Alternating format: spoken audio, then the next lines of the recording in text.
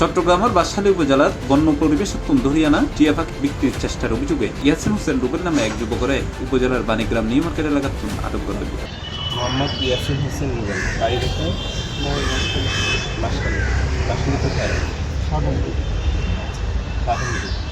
আচ্ছা, আপনি দীর্ঘদিন ধরে যেটা করছেন, বন্যপ্রাণী শিকার করার পরে বন্যপ্রাণী বলতে বন্য পাখি 4টা টিয়া পাখি সহ আপনাকে ধরা হয়েছে এবং আপনার বিরুদ্ধে অভিযোগ আছে আপনি বন্য পাখি শিকার করে আপনার কাছে এনে দিলে আপনি সেটা বিক্রি করে দেন এবং আপনি যেটা করেন বিক্রির উদ্দেশ্যে অনলাইনে বিজ্ঞাপন দেন এবং অনলাইনে বিজ্ঞাপন যখন দিয়েছেন 4টা টিয়া পাখি বিক্রয়ের উদ্দেশ্যে আপনি বিজ্ঞাপন দিয়েছেন। এর মধ্যে একটা মা টিয়া পাখি ছিল, 3টা বাচ্চা টিয়া পাখি ছিল।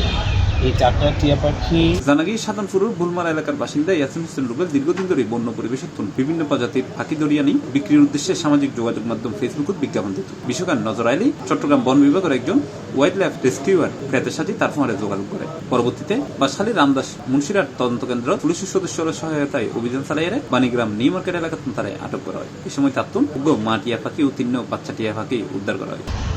বন্য পরিবেশ থেকে ধরে এনে আপনার কাছে বিক্রির উদ্দেশ্যে রাখা হয়েছে এবং আপনি সেটা বিক্রির জন্য অনলাইনে বিজ্ঞাপন দিয়েছেন।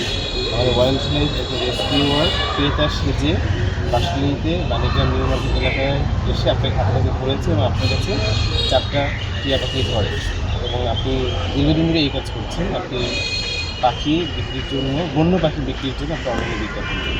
আটক অপর 7 তারিখ সোমবার বাঁশখালী উপজেলার সহকারী কমিশনার ভূমি ও এক্সিকিউটিভ ম্যাজিস্ট্রেট মোহাম্মদ উমর সানি আকনের নেতৃত্বে ভ্রাম্যমাণ আদালত পরিচালিত হয়। আদালত বন্যপ্রাণী সংরক্ষণ ও নিরাপত্তা আইন অনুযায়ী 20,000টি অর্থদণ্ড প্রদান করা হয়, যা তাৎক্ষণিকভাবে আদায় করা হয়।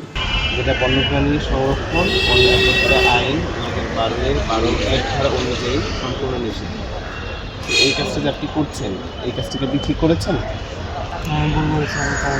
আচ্ছা, ভবিষ্যতে এই ধরনের কাজকে আর পুনরাবৃত্তি মোবাইল কোর্ট প্রসিকিউটর হিসেবে দায়িত্ব পালন করছে বাঁশখালী উপকূলীয় বন বিভাগের বিট কর্মকর্তা মোহাম্মদ রফিকুল ইসলাম। উদ্ধার করা 4 টিয়া পাখির পরবর্তীতে দুলাহাধারা সাফারি পার্বত অবমুক্ত গরিবের উদ্দেশ্যে প্রেরণ করা হয়। প্রয়োজনীয় পরিচর্যা শেষে সাফারি পার্ক কর্তৃপক্ষ পাখিসারি ও বন্য পরিবেশ অবমুক্ত গরিব বলে জানা গিয়ে। C+ TV Chittagong.